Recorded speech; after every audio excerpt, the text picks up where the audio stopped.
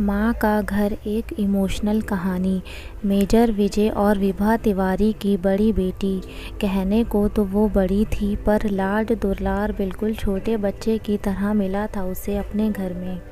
उसका छोटा भाई भी उससे बिल्कुल छोटी बच्ची की तरह प्यार करता था।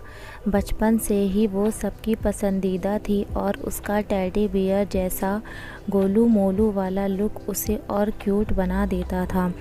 पापा की प्यारी और माँ के दिल का टुकड़ा पायल एक परफेक्ट ऑलराउंडर थी। पढ़ाई, सिंगिंग, डांसिंग, डिबेट सब में अव्वल। बचपन से ही पायल ने यही देखा था और जाना था कि वो और उसका भाई दोनों ही अपने माँ बाप के लिए एक समान है।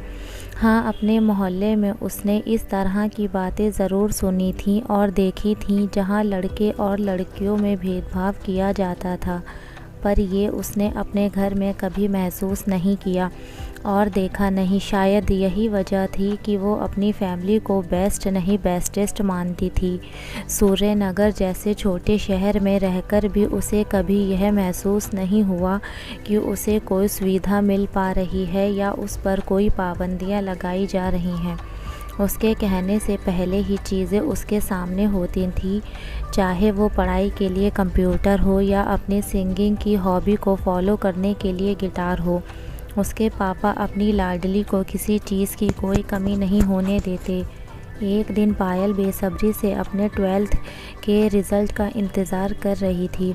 अपनी 12वीं की परीक्षा में उत्तीर्ण होकर पायल ने फिर से वो इतिहास दोहराया जो टॉपर पायल ने 10वीं में रचा था। घर में होली दिवाली जैसा माहौल था।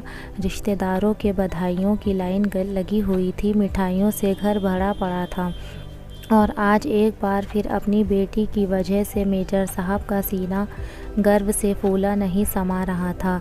अपने पापा की आंखों में खुशी के आंसू छलकता देखकर पायल ने झट से उन्हें गले लगा लिया और राहत की लंबी सांस ली। आखिर यही तो उसके जीवन का इकलौता मकसद था जो शायद हर बेटी का होता है, अपने पापा को प्राउड फील करवाना। रिज़ल्ट्स के कुछ दिन बाद ही इंजीनियरिंग कॉलेज से कॉल आ गया और अपने सपने की तरफ एक और कदम आगे लेने का वक्त आ गया था। वैसे मन में तो सवालों की सुनामी सी चल रही थी पायल के मन में। घर से इतनी दूर रह पाऊंगी या नहीं? मम्मी के बिना मुझे नींद कैसे आएगी? आज तक तो मैं माँ पर ही निर्भर थी। वहाँ अपने सारे काम खुद करके पढ़ाई करनी होगी। पढ़ाई अच्छे से कर पाऊँगी या नहीं? कहीं मैं गलत संगीत में ना पड़ जाऊँ? ऐसे ही ना जाने कितने सवाल पायल के मन में आ रहे थे। उसने अपनी आंखें बंद की और एक लंबी सांस ली। उसे सिर्फ अपने पापा का चेहरा दिखाई दिया और उसने सिर्फ सारे सवालों को दरकिनार कर सिर्फ एक बात सोची कि 4 साल की इस जुदाई से उसका और उसके पापा का वो सपना पूरा हो सकता है जो दोनों ने साथ देखा था। तिवारी परिवार की पहली इंजीनियर का ताज अपने सिर पर पहनना चाहती थी पायल। अपने दिल को मजबूत कर पायल ने माँ पापा का आशीर्वाद लिया और चेहरे पर मुस्कान लिए चल पड़ी। वो ट्रेन में बैठकर अपने उस सपने को पूरा करने जो उसने और उसके पापा ने साथ देखा था। और कॉलेज पहुंचते ही पायल की आंखें खुली की खुली रह गईं। सूर्यनगर की छोटी सी गलियों से निकलकर वो आज मुंबई जैसे बड़े शहर में अपनी इंजीनियरिंग के सपने को जीने वाली थी। कॉलेज का पहला दिन बहुत ही शानदार रहा। पायल अपनी 2 रूममेट के साथ घुल मिल गई थी। उसे लगा ही नहीं कि घर के बाहर भी कोई फैमिली हो सकती है, पर हॉस्टल में आकर उसे पता चला कि सिर्फ खून के रिश्ते ही अपने नहीं कहलाते, दिल का रिश्ता भी अपना होता है। पायल अपनी दोनों रूममेट्स स्वाति और सुमन के साथ बहुत एंजॉय कर रही थी। साथ खाना खाना, कॉलेज जाना, पढ़ाई में एक दूसरे की मदद करना। ऐसा लग ही नहीं रहा था कि पायल वही लड़की है जो कभी अपने घर से दूर ही नहीं गई थी। खैर, ये बात जानकर पायल के घर वालों को बहुत खुशी हुई कि वो हॉस्टल में अच्छे से एडजस्ट हो गई है और उसे घर वालों के बिना वह अकेला महसूस नहीं होता। और जैसा कि अब तक पता होता आ रहा था, कॉलेज में भी पायल ने पढ़ाई के मामले में वही परंपरा कायम रखी। और हर एग्ज़ाम में वो टॉप करती रही। बेटी का रिज़ल्ट देखकर पायल के माँ बाप को अपनी बेटी पर और गर्व महसूस होता। पायल अपने आप को कॉलेज में बहुत रिज़र्व रखती, ना किसी से ज़्यादा बातचीत, ना ही ज़्यादा दोस्ती।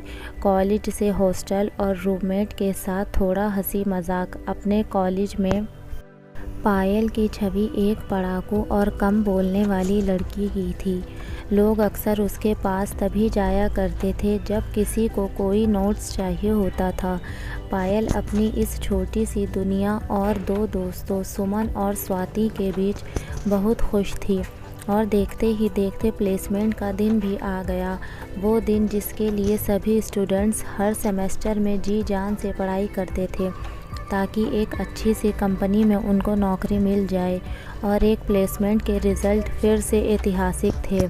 हो भी क्यों ना, इस साल पायल जैसी होनहार लड़की जो प्लेसमेंट में बैठी थी, जो कि बचपन से ही रिकॉर्ड्स बनाने के लिए मशहूर थी, जहां बाकी स्टूडेंट एक ही कंपनी में नौकरी पाके पहले नहीं समा रहे थे, पायल के पास 3 कंपनियों का जॉब ऑफ़र था। उसके आंखों में पानी भर आया था। वो सपना जो पायल और उसके पापा ने साथ देखा था साकार हो गया था। वो कॉलेज से दौड़ती भागती हॉस्टल आई और फ़ोन करके जैसे ही यह खबर अपने पापा को सुनाई, मेजर साहब खुशी का ठिकाना ना रहा। उन्होंने पायल को ज़ोर से शाबाशी देते हुए कहा, जियो बेटा। पायल को उसके दोस्त, क्लासमेट्स, प्रोफेसर और रिश्तेदार बधाई देते नहीं थक रहे थे। और देखते ही देखते अपनी डिग्री पूरी होते ही पायल को कंपनी से जॉइनिंग लेटर आ गया और फिर वो चल पड़ी अपने सपनों को और ऊंची उड़ान देने। माँ बाप खुशी से फूले नहीं समा रहे थे। आखिर बेटी इंजीनियर साहब जो बन गई थी। अभी पायल ने पंख फैलाने शुरू ही किए थे तभी उसके लिए शादी का एक रिश्ता आ गया। ये बात चौंकाने वाली ज़रूर थी, पर उससे ज़्यादा दुख इस बात था कि उसे माँ बाप ने इसी के लिए हामी भर दी थी। हालांकि सिर्फ नाम के लिए ही सही उससे उसकी मर्ज़ी पूछी ज़रूर गई थी, पर एक ऐसी लड़की जो हमेशा अपने माँ बाप की हाँ में हाँ मिलाती हो, वह यहाँ ना नहीं कह पाई। शायद वो अब भी इस गलतफहमी में जी रही थी कि जिस तरह बचपन से ही बिना उसके बोले ही उसकी हर इच्छा समझ ली जाती थी, शायद इस बार भी लोग समझ लें। पर किस्मत तो शायद कुछ और ही मंजूर था। पायल जब तक इस स्थिति का कुछ हल निकाल पाती, तब तक उसकी शादी हो चुकी थी। वो घर जो उसका अपना था, जहाँ उसका बचपन बीता, जहाँ वो बड़ी हुई, वो घर अब उसका अपना ना रहा। अब वो घर उसकी माँ का घर बन चुका था और उसका ससुराल जो उसके लिए बिल्कुल नया था, एकदम अनजाना सा, ये सब उसका अपना हो चुका था। ये पहेली पायल के लिए अजीब तो थी, पर अब तो इसमें उलझती ही जा रही थी। शादी के बाद जैसे चीज़ें अचानक से बदल गई थी, उसे लगा कि जैसे उसकी डिग्री, पढ़ाई, उसका इतना गुणी होना, सिंगिंग, डांसिंग, पेंटिंग, ये सब में अव्वल होना, इतनी अच्छी नौकरी करना, उसके ससुराल वालों के लिए कोई मायने नहीं रखता। आज हम भले ही खुद को कितना ही मॉडर्न क्यों ना कह लें, पर एक बेटी और एक बहू जो कभी भी एक समान दर्जा नहीं मिल सकता। आज भी एक बहू चाहे कितनी ही गुणी क्यों ना हो, उसका आकलन इसी बेसिस पे किया जाता है कि वो खाना कितना अच्छा बनाती है, रसोई में निपुण है या नहीं, घर कितने अच्छे से संभाल लेती है। आज भी एक बहू की आमदनी से ज़्यादा ज़रूरी हमारे समाज के लिए यही है, वो कितने कम पैसों में घर का खर्च चला लेती है, घर वालों का ध्यान और ज़रूरतों का ध्यान कितने अच्छे से रख सकती है। अगर एक बहू घर में सुबह सुबह सबसे पहले उठ जाए तो वो संस्कारी कहलाती है। अगर ना उठे तो माँ ने क्या सिखाया है के ताने सुनने पड़ते हैं। सबसे बड़ी विडंबना तो यह है कि माँ का घर तो हर बच्चे का अपना घर होता है ना, फिर क्यों हमारे समाज में शादी के बाद लड़कियों को ये शिक्षा दी जाती है कि चाहे ससुराल में कुछ भी हो जाए, माँ की घर लौट के नहीं जाते।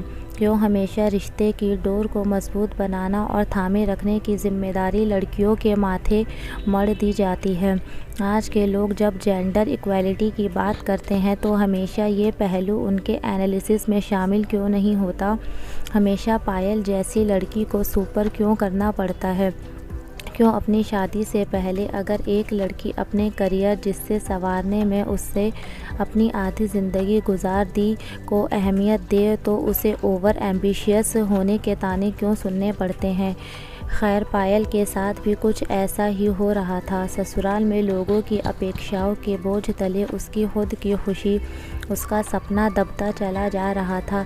जब भी वो अपनी भावनाएं पति से शेयर करने के बारे में सोचती तो पतिदेव के पास उसके लिए टाइम नहीं होता था, और अगर अपनी माँ या पापा से बातें करना चाहती तो बेटी अब वही तुम्हारा घर है, उसी में खुश रहना सीखो की सलाह मिलती थी। आखिर इस घुटन की ज़िंदगी से तंग आकर पायल ने एक दिन बहुत हिम्मत जुटाकर एक फ़ैसला लिया कि अब नहीं, अब वो उस गलती को नहीं दोहराएगी जो वो बचपन से करती आई है। अब वो दूसरों को खुश करने के लिए नहीं, अपनी खुशी के लिए जिएगी। वही करेगी जो उसके मन को अच्छा लगेगा, जो उसके सपने होंगे। ज़िंदगी भगवान ने एक ही दी है और बहुत किस्मत से इंसान के रूप में हम धरती पे आए हैं। जब भगवान ने कोई बंधन में नहीं रखा हम इंसानों को, तो फिर हम क्यों खुद को बांध कर ये जीवन जीते हैं। पायल ने अपना सामान पैक किया और चल पड़ी अपने सपनों को साकार, हर बंधन को तोड़कर। जब वो रहेगी जो उसका घर हो, खुद का घर, ना ससुराल और ना माँ का घर, जिससे हर लड़की की ना जाने कितनी यादें जुड़ी होती हैं, पर वो कभी उसका अपना नहीं कहलाता, कभी उसका अपना नहीं हो पाता। कभी कभी बस यही सोचती हूँ कि काश हम इतने मॉडर्न हो सकें कि एक बेटी को कभी ये फील ना हो और ना कभी ये सुनना पड़े कि वो घर जहाँ उसने जन्म लिया, पली बड़ी हुई, जीना सीखा, जीने का ढंग सीखा, वो सिर्फ माँ का घर है। वो माँ जो अपने बच्चों को एक आँख में आंसू देखते ही उसे अपने सीने से लगा लेती है, जिस माँ को गले लगाने से ही बच्चों के सारे दुख दूर हो जाते हैं, वो माँ। और उस माँ का घर कभी किसी बच्चे, स्पेशल लड़की जिसे माँ की परछाई माना जाता है, उसके लिए कभी पराया हो सकता है भला। अगर आपको ये स्टोरी पसंद आई हो तो इसे लाइक करें, कमेंट करें, शेयर करें।